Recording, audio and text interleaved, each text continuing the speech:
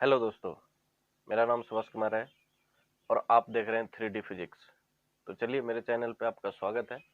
और जैसा कि आप जान रहे हैं, लॉकडाउन है, बहुत सारा परेशानी बढ़ गई है।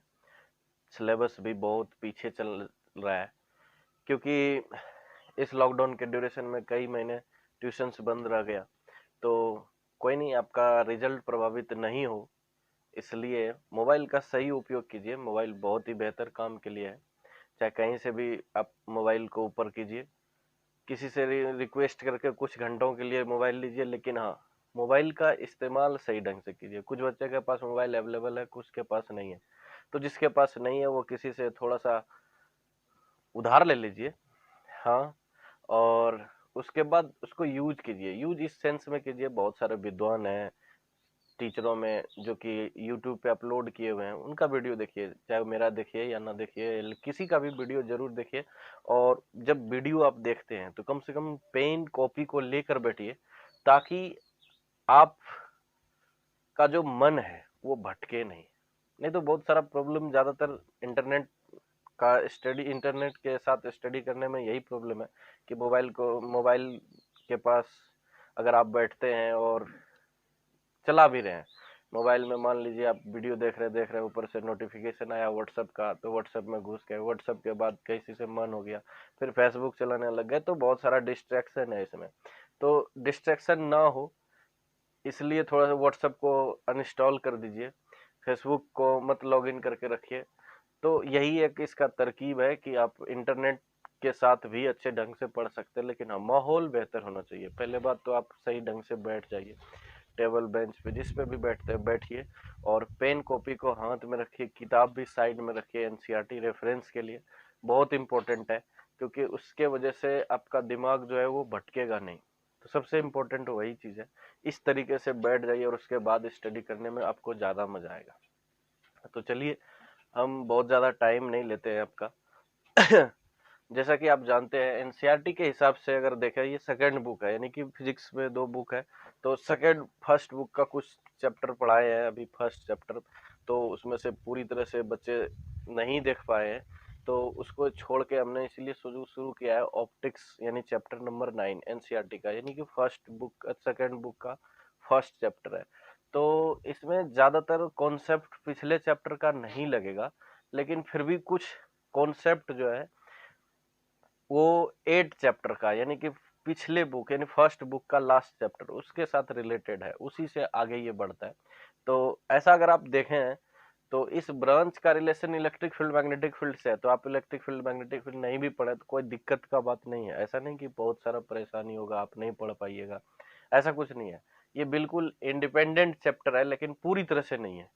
तो ऐसा भी अगर आप देखिए तो एनसीईआरटी का हर एक चैप्टर एक दूसरे से लिंक है, दूसरा तीसरे से लिंक है, तीसरा चौथे से लिंक है। इसी तरह से 9वां चैप्टर अगर ये पढ़ रहे हैं तो ये 8वां से कुछ तो लिंक है इसका। वहीं से कॉन्सेप्ट इसका राइज होता है, लाइट क्या है, और इसी के स्टडी के बारे में हम देखते हैं। तो उस ब्रांच को, फिजिक्स का जो भी ब्रांच होता है उसको ऑप्टिक्स कहते हैं। तो सबसे पहले हम इसमें देखेंगे जो फिजिक्स है वो किस तरह से पढ़े।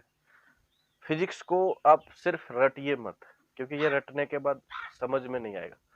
फिजिक्स को आप कहीं भी जाते हैं, किसी भी जगह पे खड़े रहते हैं, तो आप अपने चारों साइड इसको फील कर सकते हैं, बशर्ते आपको कॉन्सेप्ट सही पता होना चाहिए।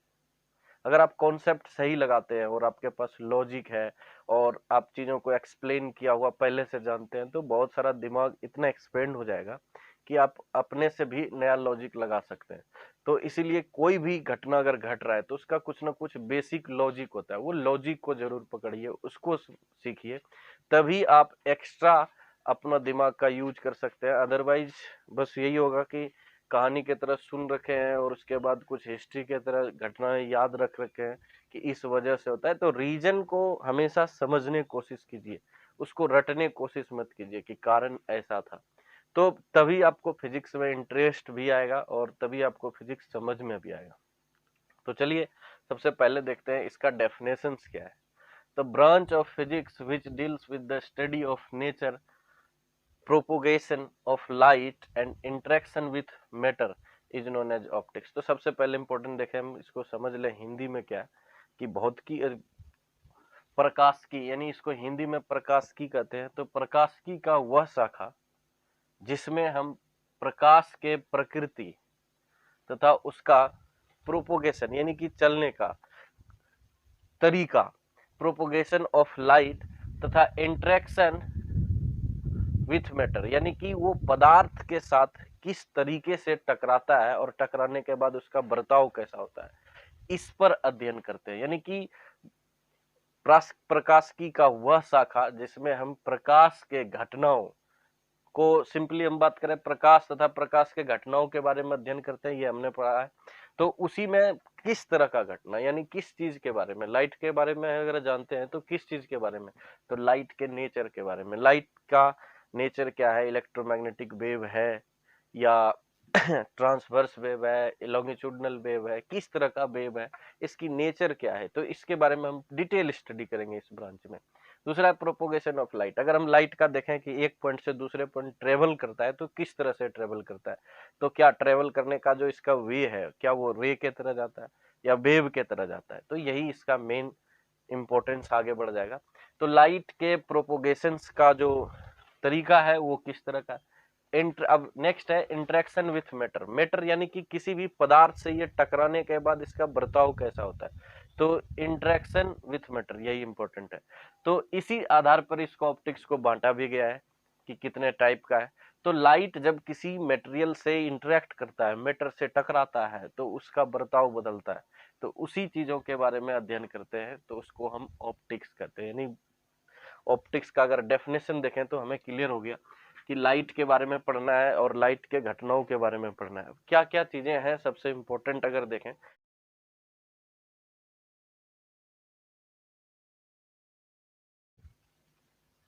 तो ऑप्टिक्स को अगर हम देखें तो ऑप्टिक्स बेसिकली तीन भाग है, तीन पार्ट में।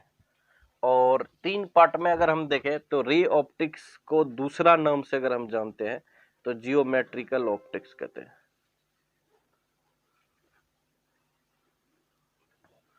और इसको फिजिकल ऑप्टिक्स कहते हैं।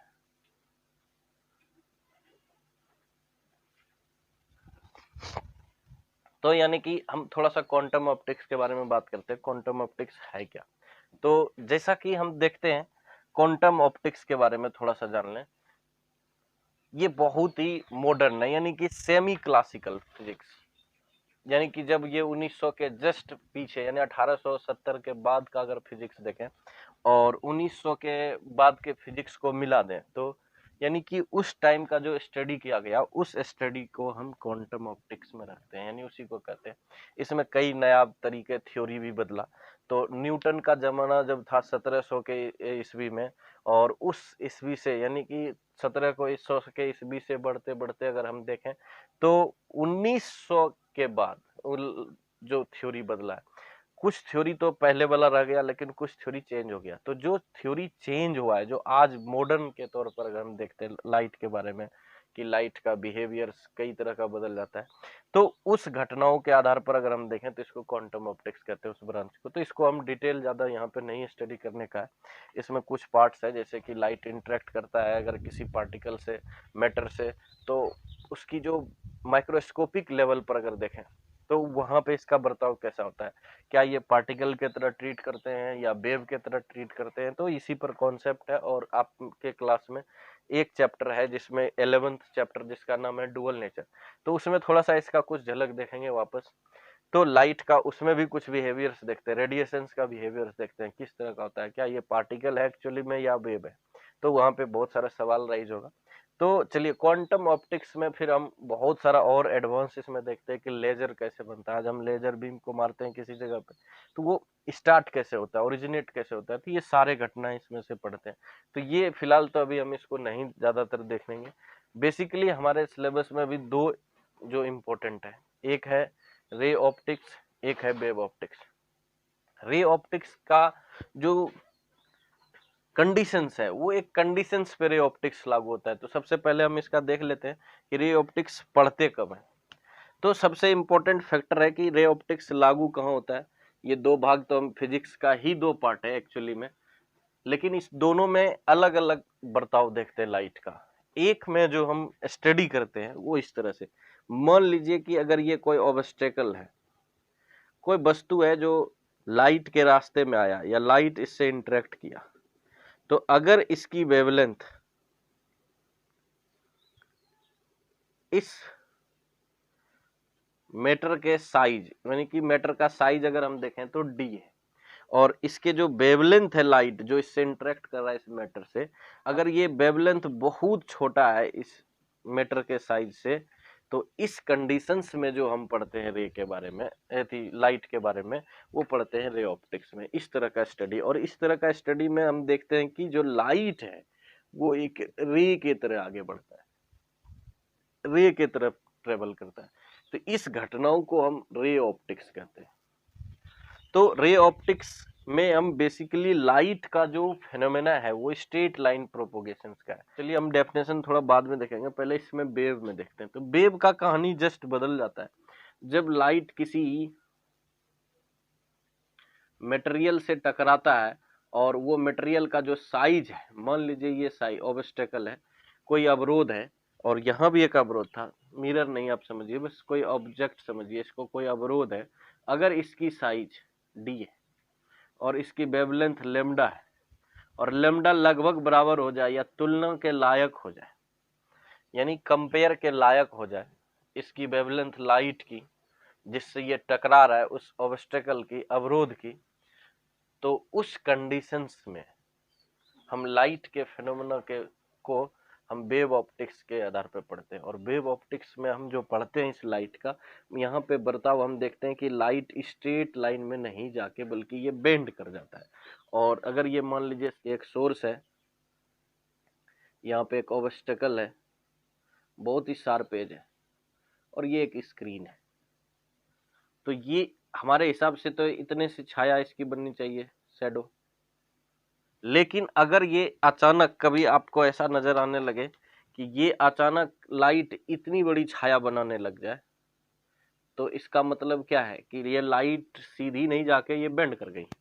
तो यही जो लाइट का बेंडिंग फिनोमेना है, इसको हम डिफ्रैक्शन बोलते हैं, और वो वेव ऑप्टिक्स में स्टडी। जो साइज है ऑब्स्टेकल की, वो इसके लाइट के वेवलेंथ के कंपेरेबल है। तो जब ऐसा घटना होता है कि जो ऑब्स्टेकल का साइज है वो लाइट के वेवलेंथ से कंपेयर के लायक हो जाए या बराबर हो जाए, तो उस घटनाओं को हम वेव ऑप्टिक्स में पढ़ते हैं। अदरवाइज हम रे ऑप्टिक्स में पढ़ते हैं। तो आपको क्लियर हो गया होगा कि रे ऑप्टिक्स और वेव ऑप्टिक्स में है क्या। तो रे ऑप्टिक्स में अगर हम बेसिकली देखें तो अब इसका डेफिनेशन देखते हैं, डेफिनेशन क्या कहता है। तो डेफिनेशन बड़ा सिंपल है।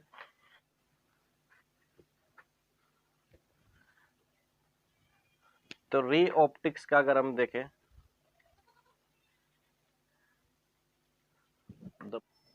करेक्ट मतलब क्या है, the branch of optics which deals with the study of rectilinear propagation of light rays. करने का मतलब है कि लाइट स्ट्रेट लाइन पर ट्रेवल करता है, रे के फॉर्म में ट्रेवल करता है, तो इस घटना को हम कहते हैं रे ऑप्टिक्स। अच्छा, इसका कुछ एक्सप्लेनेशन हम दे सकते हैं कि एक्सप्लेनेशन क्या है, कैसे हम जानेंगे कि लाइट सीधी रेखा में चलता है। तो चलिए इसका एक छोटा सा एक्सपेरिमेंट था, आप 10th लेवल के बच्चे भी करते हैं इसका। तो इसका एग्जाम्पल्स था इस तरह से एक्सपेरिमेंट। 3 कार्डबोर्ड ले लीजिए, एक कैंडल ले लीजिए, और एक यहाँ से फ्लेम जला दीजिए।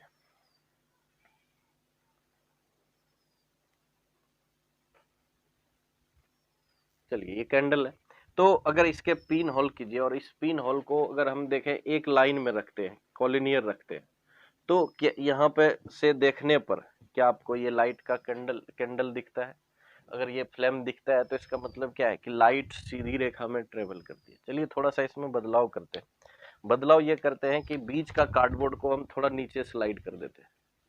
मान लीजिए थोड़ा सा नीचे खींच दिए, तो होल, इसका पिन होल यहाँ पे आ गया। अब क्या होगा, ऐसा तो नहीं कहानी बनेगा कि लाइट यहाँ से निकली और फिर ये ढूंढने लगा, अच्छा तो तुम यहाँ चली आइए, चलो हम यहाँ से चले जाते हैं। यहाँ पे आई लाइट, और उसके बाद फिर यहाँ से किरण आ गई, फिर इधर से ये आंख में पहुंच गई। क्या ये इस तरह से फॉलो करता है पाथ, या इस तरह से? अगर इस तरह से फॉलो करता है तो इसका मतलब है कि इस कंडीशंस में भी नीचे स्लाइड करने पर भी ये दिखाई देगा, इसको, इस आंख को ये कैंडल दिखाई देता है। ऐसा हो सकता है क्या? तो इसका मतलब क्या है कि अगर ये पॉइंट तीनों एक लाइन पर नहीं था तो ये कैंडल विजिबल नहीं होता है। प्रैक्टिकल तो हम यही पाते हैं ना कि कैंडल इस कंडीशन में विजिबल नहीं है, तो इसका मतलब है कि लाइट बेंड नहीं हो रहा है।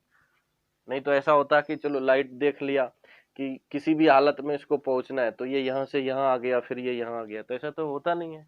तो इसका मतलब है कि हमने जो देखा है कि लाइट स्ट्रेट लाइन पर ट्रेवल करता है, इसका एक बहुत ही सटीक एग्जांपल है। इससे पता चलता है कि लाइट स्ट्रेट लाइन पर ही ट्रेवल करता है, ये शो करता है। दिखेगा पिन होल नहीं है, थोड़ा सा साइज में बड़ा है, ऐसा नहीं कि ये बहुत छोटा कर देने पर भी ये लाइट बेंड करने लगता है, तो ये थोड़ा दूसरा फिनोमेना है। तो चलिए, ये रे ऑप्टिक्स का कंडीशन था, और रे ऑप्टिक्स में हम इसी वजह से देखते हैं कि लाइट, अगर यहाँ पे कोई सोर्स है और बीच में ये ऑब्स्टेकल है, फिर ये कोई इस तरह से ऑब्जेक्ट है, तो देखते हैं कि ये यहाँ से लाइट गया और ये सीधी में यहाँ पे एक शैडो बनाता है।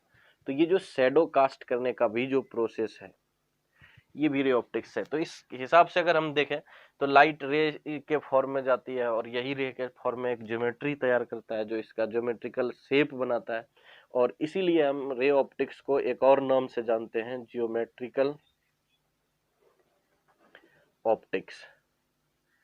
कहने का मतलब है रे ऑप्टिक्स को ज्योमेट्रिकल ऑप्टिक्स इसलिए कहते हैं क्योंकि इसमें ज्योमेट्री इन्वॉल्व हो जाती है, क्योंकि ये रे के कंडीशंस में हम इसको ट्रीट करते हैं। तो चलिए, ये हो गया हमारा रे ऑप्टिक्स का। चलिए, वेव ऑप्टिक्स क्या है इसको देखते हैं।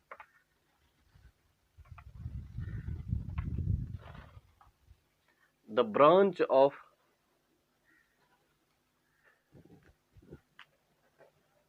देखिए, कहने का मतलब है कि प्रकाशिकी का वह शाखा जिसमें कि हम लाइट के वेव नेचर, यानी कि वेव प्रकृति, तरंग प्रकृति के अध्ययन करते हैं, हम उसको तरंग प्रकाशिकी कहते हैं। इसका हिंदी तरंग प्रकाशिकी है, और रे ऑप्टिक्स का मीनिंग है किरण प्रकाशिकी। तो आप हिंदी वाला बुक में देख सकते हैं। तो सिंपल सा बात है कि जब हम लाइट का कंडीशंस किस तरह का पढ़ने लगते हैं, वेव के फॉर्म में, तो हम उसको कहते हैं वेव ऑप्टिक्स। तो चलिए, हमने रे ऑप्टिक्स में कुछ घटना का चर्चा करते हैं और कुछ वेव ऑप्टिक्स में। तो रे ऑप्टिक्स हो गया और ये वेव ऑप्टिक्स। तो डेफिनेशंस क्लियर है। तो रे ऑप्टिक्स में हम जो घटना पढ़ते हैं बेसिकली है वो रिफ्लेक्शन, दूसरा है रिफ्रैक्शन।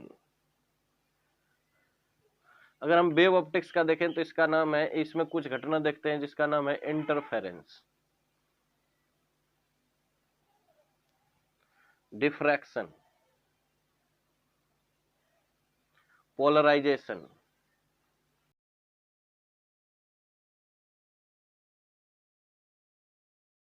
तो कुछ घटनाओं जो हमने लाइट के बारे में पढ़ा था वो क्या क्या होगा, तो रिफ्लेक्शंस इसमें देखने वाले हैं, रिफ्रैक्शंस देखने वाले हैं, image formation by optical instrument. तो ऑप्टिकल क्या है, एलिमेंट कह सकते हैं इसको, ऑप्टिकल एलिमेंट कहिए या इंस्ट्रूमेंट्स कहिए। ऑप्टिकल इंस्ट्रूमेंट्स क्या क्या है, मिरर्स, लेंसेस, प्रिज्म और टेलीस्कोप, माइक्रोस्कोप, ये सारे घटनाओं के बारे में जो हम इमेज फॉर्मेशन देखेंगे, इन सारे इंस्ट्रूमेंट ऑप्टिक्स का कहानी बनेगा। और पोलराइजेशन, इनकी घटनाओं के बारे में हम स्टडी करेंगे, ये एक वेव ऑप्टिक्स का कहानी हो जाएगा। तो चलिए इसको उतार। तो लाइट है क्या, द फॉर्म ऑफ एनर्जी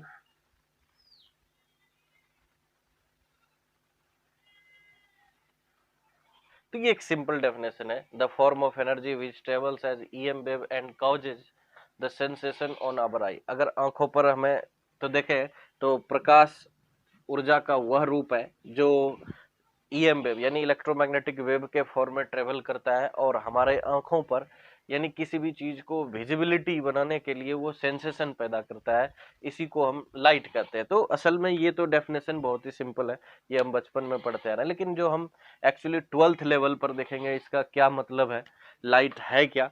तो एक्चुअली आपने एक वर्ड देखा सुना होगा, रेडिएशन। रेडिएशंस क्या है, तो जैसे कि हमने अकॉर्डिंग टू अगर हम देखें मैक्सवेल, तो लाइट क्या चीज है इसके बारे में थोड़ा सा हम इसको 8 चैप्टर में यानी चैप्टर 8 पे चले आते हैं, तभी आपको समझ में आएगा। तो चैप्टर 8 में अगर हम देखें तो मैक्सवेल का बहुत ही अच्छा थ्योरी दिया है कि लाइट क्या है। लाइट पे बहुत सारा बर्ताव कंट्रोवर्सी हुआ, लाइट वेव है कि पार्टिकल है। तो इस तरह से अगर हम देखें लाइट पार्टिकल है या वेव है, यही दो बात कॉन्सेप्ट बहुत राइज हुआ। कई बार पार्टिकल का थ्योरी चलने लगा, कभी कभी वेव का चला, फिर वापस पार्टिकल आया। तो न्यूटन के जमाने में रे जो अति लाइट जो है वो पार्टिकल के तरह बिहेव करता था। ऐसा नहीं कि करता था और अब नहीं करता है, मतलब वो मानते थे कि लाइट जो है वो पार्टिकल का बना हुआ है। तो फिर धीरे धीरे धीरे धीरे लोगों के कॉन्सेप्ट हाइगन्स का आया, उन्होंने कहा कि नहीं, लाइट तो वेव की तरह ट्रेवल करता है।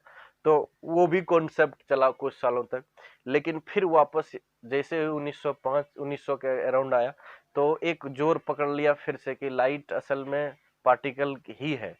तो ये जब जोर पकड़ने लगा तब एक नया थ्योरी निकल कर आया कि लाइट असल में दोनों पार्ट शो करता है, एक पार्टिकल भी के तरह शो करता है और वेव के तरह भी शो करता है। तो जब वो ट्रेवल करता है तो वेव के तरह, और जब वो किसी चीज से स्ट्राइक करता है तो वो पार्टिकल के तरह। तो ये आज हम डुअल बिहेवियर्स में पढ़ते हैं।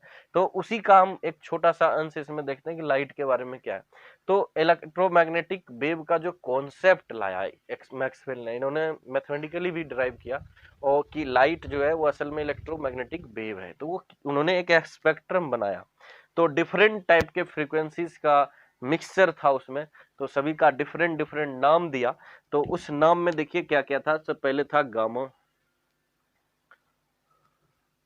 Gamma rays. फिर अगर देखें एक्स रे की बार ये, फिर यूवी रे, विजिबल, इंफ्रारेड रे, फिर इसके बाद माइक्रोवेव, फिर इसके बाद एफएमटीबी है, चलिए हम रेडियो वेव लेते हैं शॉर्टकट। तो इतने पार्ट अगर हम देखें स्पेक्ट्रम में, इतने पार्ट है, तो इसके डिफरेंट डिफरेंट फ्रीक्वेंसी है। तो अगर हम इसके फ्रीक्वेंसी वाइज देखें तो सबसे कम फ्रीक्वेंसी इसका है रेडियो वेव का, और सबसे मैक्सिमम इसका है। तो अगर हम इसके फ्रीक्वेंसी का ट्रेंड देखें तो मान लीजिए आप राइट से लेफ्ट आते हैं, तो फ्रीक्वेंसी किस, इसका जो वेवलेंथ है,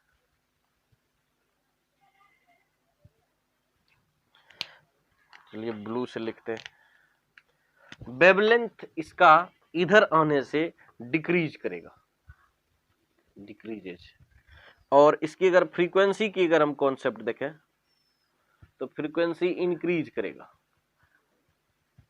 और अगर एनर्जी की बात करें तो एनर्जी भी इंक्रीज करेगा। करने का मतलब क्या है कि अगर रेडियो वेव की एनर्जी देखें तो माइक्रोवेव की ज्यादा है रेडियो से। इंफ्रारेड की एनर्जी देखें, फ्रीक्वेंसी देखें तो वो माइक्रोवेव से ज्यादा है। तो इस तरह से ये कहानी है। लेकिन अगर हम इसमें देखें तो हम जो सर्टेन वेवलेंथ ही देख पाते हैं, यानी इसी वेवलेंथ को हमारा आई डिटेक्ट कर पाता है। कहने का मतलब है कि अगर हम देखते हैं जो भी वेवलेंथ, वो 400 नैनोमीटर से 760 नैनोमीटर तक ही देख पाते हैं। अगर इसको एंगस्ट्रम में दूसरे यूनिट में देखें तो ये वेवलेंथ है जिसको लेमडा से डिनोट करते हैं। तो समझ लीजिए कि 400 नैनोमीटर से 760 नैनोमीटर तक हम देखने के लिए हमारा आई सुटेबल है। लेकिन ये ऐसा नहीं कि हर जीव सिर्फ ऐसा ही रेंज को देख पाता है। कई तो यूवी रे को भी देख सकता है, या यूवी रे में बहुत सारे चीजों को देख सकता, यूवी रे में देखता है। श्रिम्प्स आप देखे होंगे, वो भी यूवी रे में देखता है। तो कई इंसेक्ट्स है जो यूवी रे में, वो यूवी रे को डिटेक्ट कर सकता है। लेकिन ह्यूमन आई जो है वो एक सर्टेन रेंज को देख पाता है, यानी 400 से 760। इसमें थोड़ा इधर उधर भी हो सकता है, ये अप्रोक्सीमेट है वैल्यू। तो कहने का मतलब नैनोमीटर में, अगर इसी को एंगस्ट्रम में लिखेंगे तो 4000 एंगस्ट्रम करेंगे। ये तो एक यूनिट का प्रॉब्लम है सिर्फ। तो जो यूनिट पढ़े अच्छे से वो समझ गए हैं कि एंगस्ट्रम क्यों इतना लिखते हैं। तो कहने का मतलब है कि लाइट अगर हम देखें मॉस्किटो के बारे में थोड़ा सा, मॉस्किटो के पास कंपाउंड आई होता है, बहुत सारे कॉम्प्लेक्स आई होता है, भरा होता है उसमें आई का शेप। और वो आई यूवी रे के अंदर डिटेक्ट नहीं करता है, बल्कि वो इंफ्रारेड को डिटेक्ट करता है। वो बहुत ही कमाल है। कभी आपने मच्छर को काटते देखा होगा तो वो अपनी टाइम वेस्ट नहीं करता। ऐसा नहीं कि आप अंधेरे में अंधेरे में बैठ गए और वो आपको ढूंढ रहा है, ढूंढते ढूंढते उसको भी सवेरे हो गया, ऐसा तो नहीं होता है। क्यों? वो बड़ा जल्दी ही आपको डिटेक्ट कर लेता है। आप सोचिए जरा ऐसा क्यों करता है।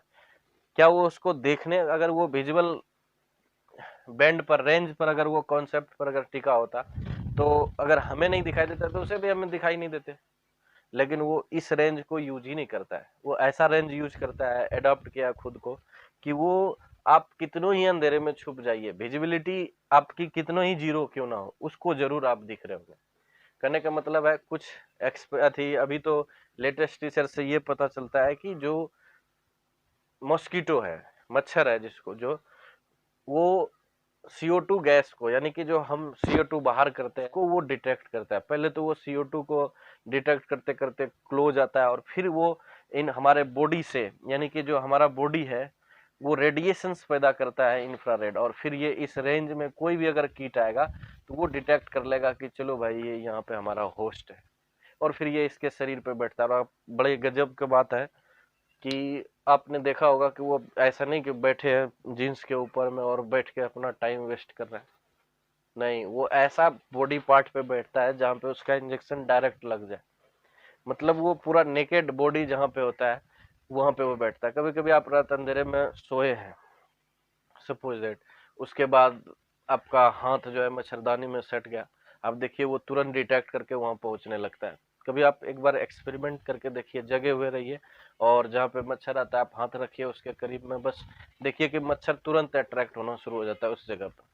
तो ये बड़ा कमाल का है कि हम सिर्फ इतने रेंज को देख पाते हैं, बट इसके ये कॉन्सेप्ट नहीं है कि पृथ्वी में हर जीव जो लाइव है वो सिर्फ इसी बैंड को यूज करता है, रेंज को नहीं, वो इंफ्रारे को भी यूज कर सकता है, कोई यूवी रे को भी डिटेक्ट करता है।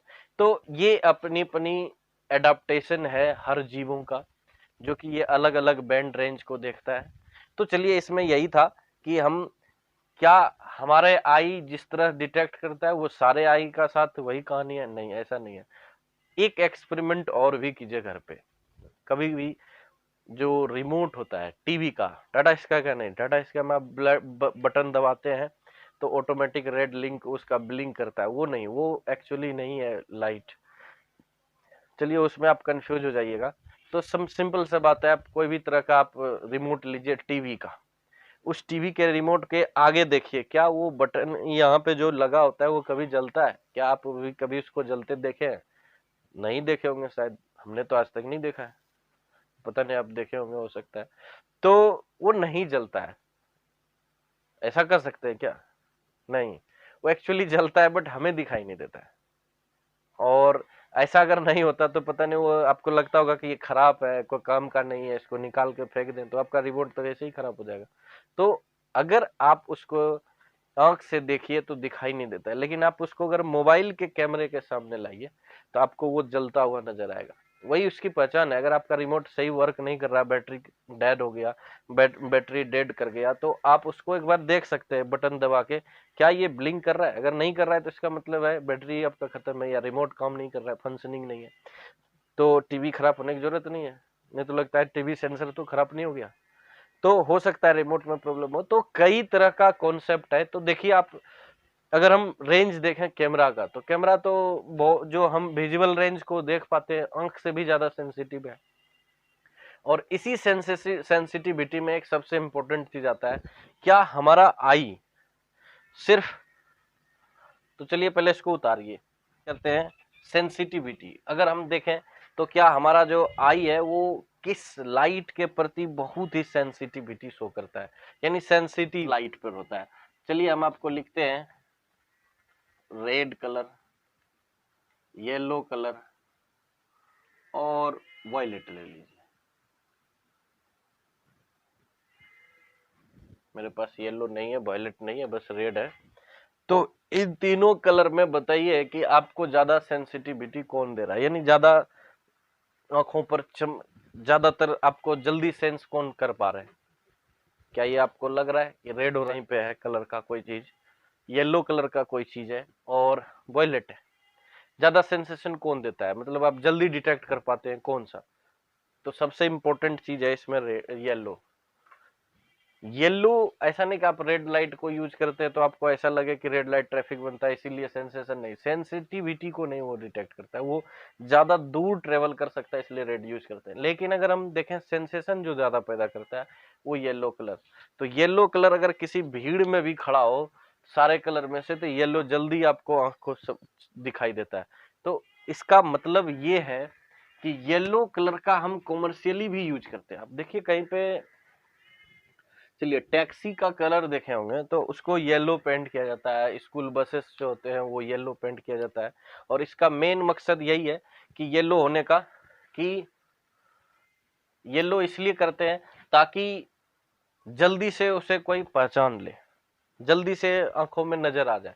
तो इसका एक छोटा सा एग्जांपल है, आप देखे होंगे कि बहुत सारा जो वर्कर जो अर्थ पर मूव करता है वर्कर, उसका भी हेलमेट येलो कलर का दिया जाता है। तो वो एक उस तरह से कलर कोड बनाया गया। तो जितने भी गाड़ियां टैक्सी होती है, यानी कि पब्लिक गाड़ियां होती है, ट्रांसपोर्ट होते हैं, उसमें येलो कलर का है ताकि वो जल्दी से सेंसेशन में आ जाए।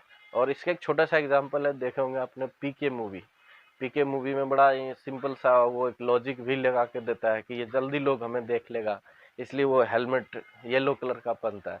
तो सेंसेशन जो हमारे आई को देता है वो सबसे मोस्ट सेंसिटिव कलर है आई के लिए, ह्यूमन आई के लिए येलो कलर, ना कि रेड ना कि वायलेट।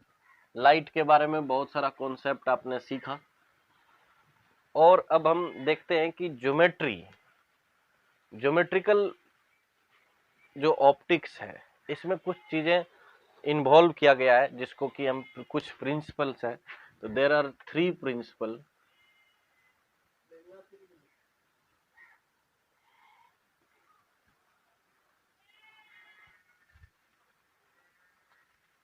adopted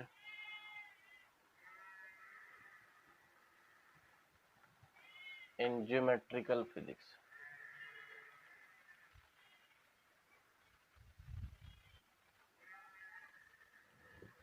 तो देखिए इसमें पहला आता है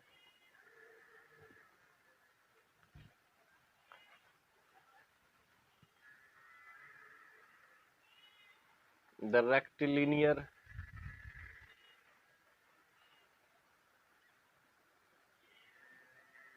प्रोपोगेशन ऑफ लाइट रेज। कहने का मतलब क्या है कि लाइट का जो रे है वो एक स्ट्रेट लाइन पर ट्रेवल करता है। और यही कारण है कि हम देखते हैं कि अगर कभी ऑब्जेक्ट आ जाए किसी भी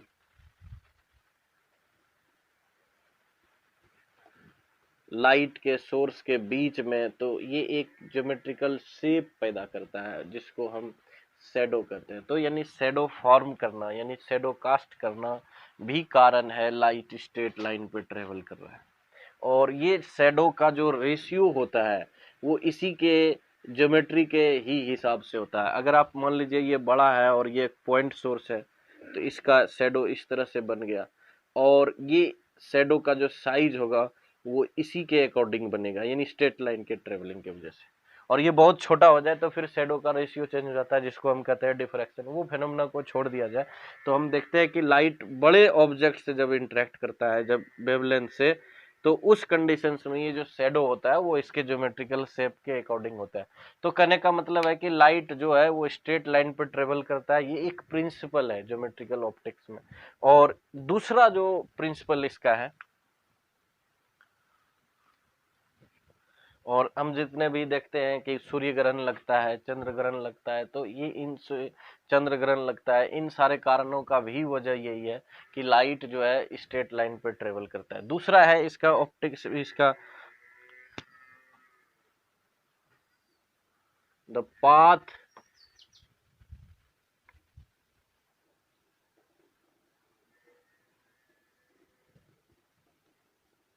रिवर्सिबिलिटी।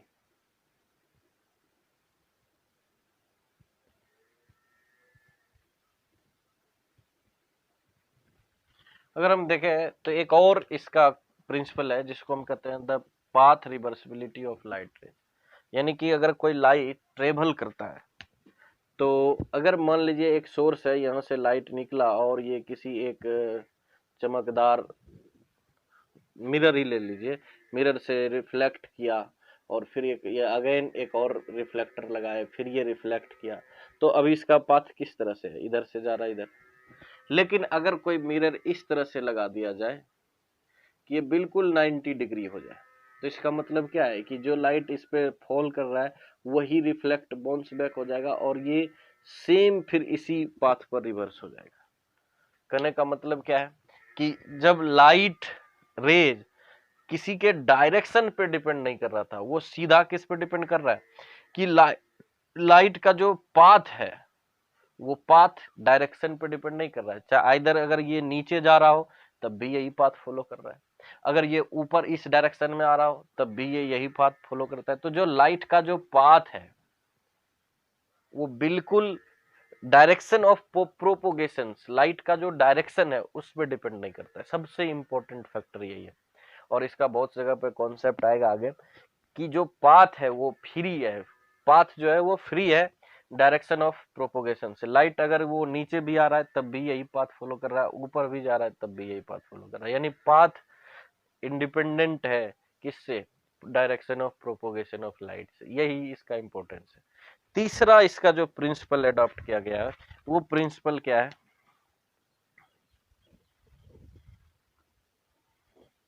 अगर एक लाइट दूसरे लाइट को क्रॉस कर दे रेज, तो इसकी जो डायरेक्शन है वो क्या हो, क्या ये डायरेक्शन चेंज हो जाएगा इस इंटरसेक्टिंग पॉइंट पे?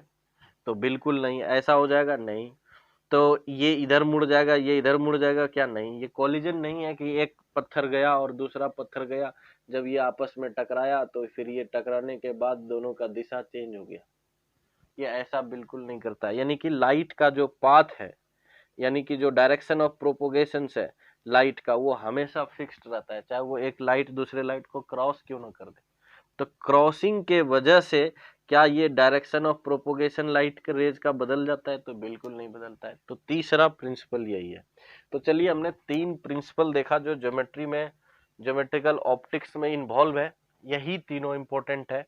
एक तो ये था कि रेक्टिलिनियर सीधा लाइट जो है वो रेज जो है वो सीधा ट्रेवल करता है। दूसरा है कि लाइट का जो पाथ है रेज का वो डिपेंड नहीं करता है कि लाइट आ रही है जा रही है। तो अगर ये नीचे जा रहा होता तो ये पाथ होता, तो ऊपर जाने से ये हो जाता, कुछ और हो जाता, लेकिन नहीं, वो उसी पाथ को फॉलो करेगा, यानी रास्ता वही होगा।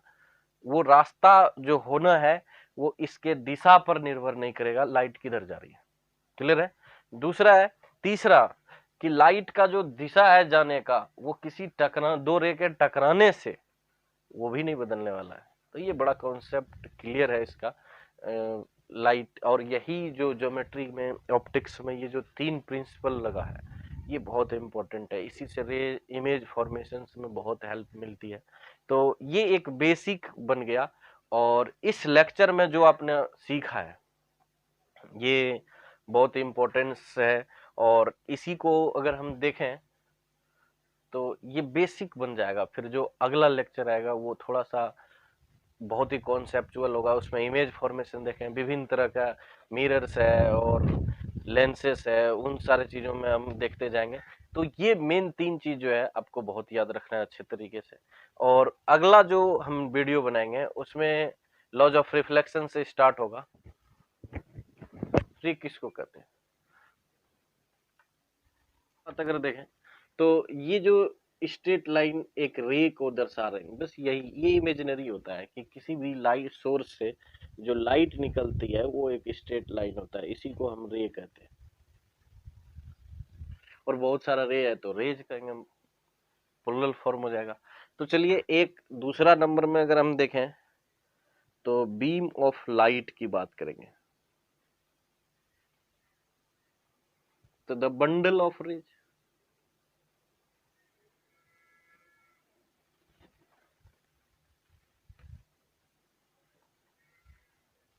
बाकी तो आप समझ रहे हैं, known as beam of light. चलिए बड़ा सिंपल डेफिनेशन है, कुछ नहीं है इसमें, ये 10th लेवल का, इसमें ज्यादा टाइम फोकस नहीं करेंगे हम, इसमें कुछ नहीं समझना है। यानी कि जो स्ट्रेट लाइन पाथ है वो सीधा रे को रिप्रेजेंट करता है। और वही रेज अगर हम बंडल के फॉर्म में देखें, यानी ग्रुप्स ऑफ रेज अगर देखें तो हम उसको बीम कहते हैं। और इसमें बीम कई फॉर्म में कई तरह का हो सकता है। तो पहला है, मान लीजिए पैरेलल बीम। तो पैरेलल बीम किसको कहते हैं? तो सिंपल डेफिनेशन है, अगर कोई रेज के बीच का जो डिस्टेंस है यानी डायमीटर है अगर वो आगे बढ़ने से भी नहीं घटता है, ये पैरेलल जाता है, यानी कि एक जो दो रे है या दो से अधिक रेज है, अगर वो आपस में पैरेलल हो तो उसको हम पैरेलल बीम कहते हैं। सिंपल डेफिनेशन है। और इसका दूसरा तरीका भी थोड़ा सा सही तरीके से समझिए कि अगर इसका डायमीटर जो बीम का है अगर वो नहीं चेंज होता है डिस्टेंस वाइज, यानी डायरेक्शन में बढ़ने से या पीछे बढ़ने से, तो हम इसको पैरेलल बीम कहते हैं। और ये बहुत ही इंपॉर्टेंट है। इससे ये पता चलता है कि इसका जो सोर्सेस है, यानी ये जहां से आ रहा है वो जरूर इन्फिनिटी पर है, और ये जो मिलने वाला भी है वो इन्फिनिटी पर है। तो ये एक इमेज फॉर्मेशन में ये बहुत बड़ा रोल निभाता है। एक फैक्टर जहाँ पे हम देखेंगे कि इमेज फॉर्मेशन में बहुत बच्चे को कंफ्यूजन होता है, वो ये कॉन्सेप्ट को अपना सकता है कि जब आपका सोर्सेस कहाँ पे है या जब आपका ऑब्जेक्ट कहाँ पे है, इन्फिनिटी पर है किसी मिरर के पीछे, तो उससे जो रेज आना है वो किस तरह से आना है, इस पे मिरर पे या लेंस पे, तो वो पैरेलल लाना है। बस यही कॉन्सेप्ट इसका बहुत इंपॉर्टेंट काम आता है। तो चलिए यहाँ पे हमने एक चीज सीखा कि पैरेलल बीम का मतलब है कि ये कहाँ से आ रहा है, यानी कोई सोर्स से आ रहा है जो कि कहाँ पे रखा है, इन्फिनिटी पर। तो अगर हमें कहता है कि ऑब्जेक्ट एक इन्फिनिटी पर रखा है, हमने एक मिरर में देखेंगे आगे कि जब ऑब्जेक्ट इन्फिनिटी पर है तो उससे जो रेज जब भी लेंगे तो वो आपस में हमेशा क्या होगा, पैरेलल होगा। तो ये बहुत बड़ा इंपॉर्टेंट रोल निभाता है इमेज फॉर्मेशन में। तो चलिए हमने पैरेलल बीम का कॉन्सेप्ट देखा, और दूसरा इसके बाद देखते हैं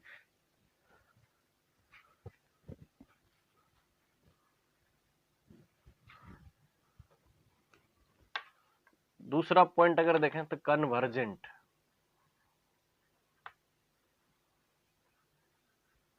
बीम ऑफ लाइट। मतलब क्या है कि अगर कोई लाइट किसी एक फिक्स पॉइंट पर मिलने का प्रतीत होता है तो इसको हम कहते हैं कन्वर्जेंट बीम ऑफ लाइट। और अगर इसकी डायमीटर के हिसाब से देखें तो डायमीटर डिक्रीज करते जाएगा, यानी डायरेक्शन ऑफ प्रोपोगेशन अगर हम देखें तो ये डायरेक्शन क्या है,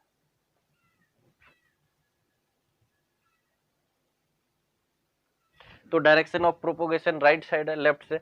और अगर राइट साइड अगर हम जाते हैं लेफ्ट से तो देखते हैं इसका जो डायमीटर है, यानी कि इसका जो व्यास है वो डिक्रीज करता है, और इस केस को हम कहते हैं डाइवर्जेंट कन्वर्जेंट बीम।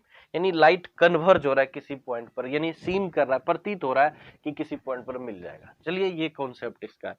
सी नंबर में देखते हैं डाइवर्जेंट बीम।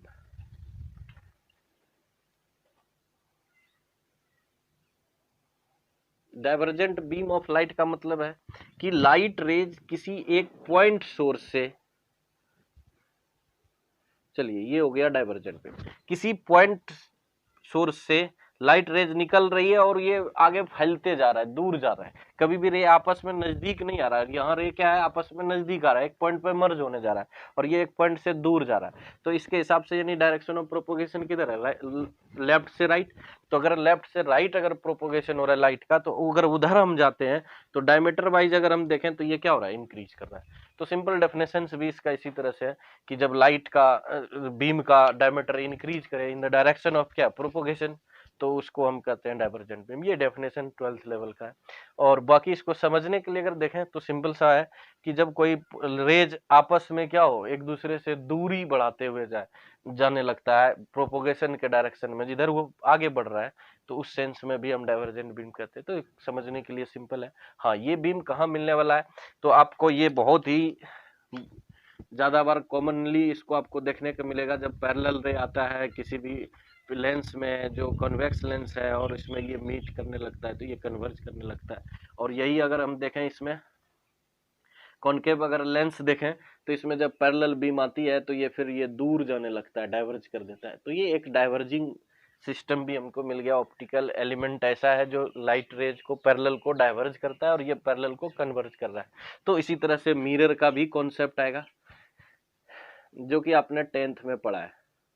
ये पैरेलल बीम आया और ये कन्वर्ज करने लगेगा इसी पॉइंट पर, तो यहाँ भी वही कॉन्सेप्ट है। तो यानी डाइवर्जेंट कन्वर्जेंट बीम का जो कॉन्सेप्ट है ये बहुत ही आगे काम देगा, खास करके इमेज फॉर्मेशन में। तो चलिए हमने जो आज का क्लास था, और एक इसमें एक चीज और छूट गया जिसका नाम है, चलिए इसको मिटा देते हैं, ए पेंसिल।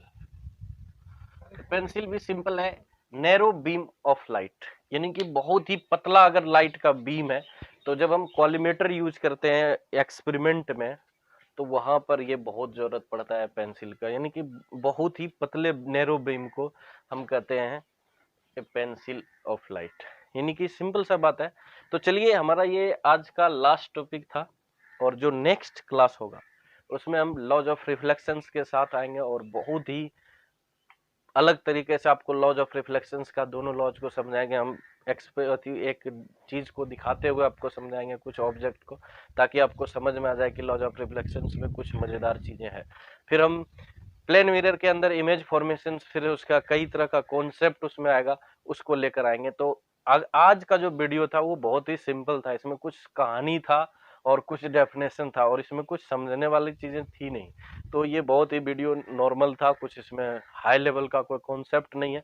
लेकिन कल का वीडियो है वो बहुत बेहतरीन होने वाला है। तो देखिए, इसमें थोड़ा सा प्रॉब्लम क्या होता है कि जब सेटअप चेंज होता है तो थोड़ा सा कंसंट्रेशन में कमी हो जाती है, क्योंकि वो पूरी तरह से अडॉप्ट नहीं होता है इस सिस्टम में।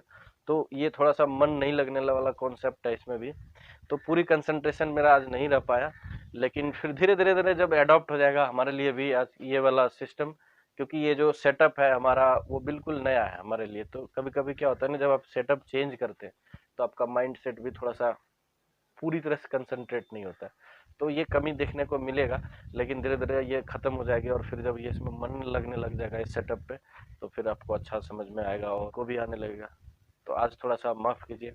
चलिए, अगला वीडियो में आपको बेहतरीन एनर्जी के साथ बहुत ज्यादा खूबसूरत टॉपिक लेकर आते हैं और उसको अच्छे से समझाते हैं। तो तब तक के लिए थैंक यू। और अगर जो बच्चे